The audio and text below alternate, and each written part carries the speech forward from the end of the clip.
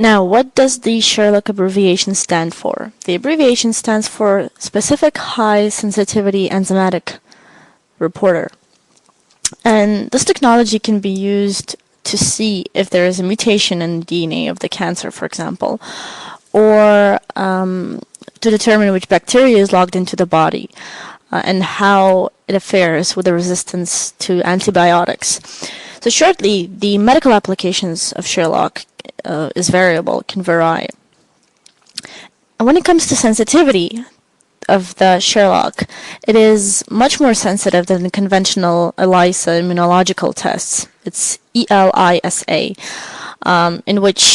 in these tests, in which the disease, whether it's an infection or cancer, it is looking into the protein's characteristics. And Sherlock is working on the RNA level. Now,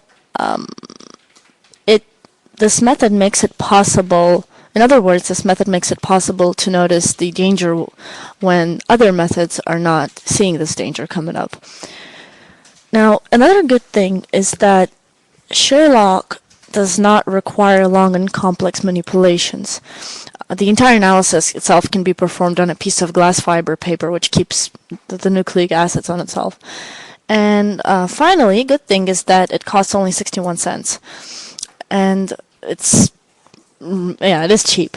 Although, keep in mind, when it comes to such technologies as CRISPR and technologies in the field of CRISPR, when we say cheap, it doesn't mean that you come with a $5 bill in the lab and say, oh, here is the DNA of, I don't know, here's my saliva. I need to see whether you can cut that piece of DNA out of it. What is meant by cheap is that if you have suitable lab with suitable equipments in a preferably place which by all safety standards matches the laboratory needs, and whether you have the legal authorization to keep this lab, people to keep in this lab, all the equipment like reagents, etc. So if you have the rent, I'm not even talking about the rent, so if you have all these requirements to keep in the lab that is suitable for doing this job, working with CRISPR, and also there's issues with policy of ownership of CRISPR. If you have all of these options, which costs money, then it is suitable to work with CRISPR technologies. And by cheaper, again, we mean cheaper compared to the previous technologies or machines that were used to do the same job. And again, it's good that this job is done with more accuracy. Now, still, we can assume that that Sherlock in the medical market will be released very quickly. Although, while this research is exciting and the potentials seem to be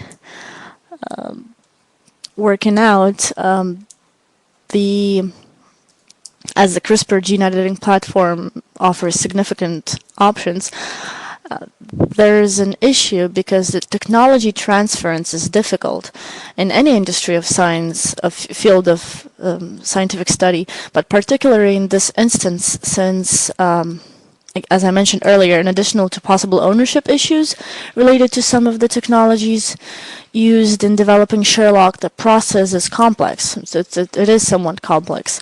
And the creators will face a challenging battle in getting CRISPR gene editing technology to have a real impact on the patient health. Also, there's been some ethical issues earlier when scientists were debating whether this technology can be already used on patients or not. While most say that it still needs to be investigated before using it, others have already used it. For example, when a girl in the UK was treated for leukemia, although, again, it will take years to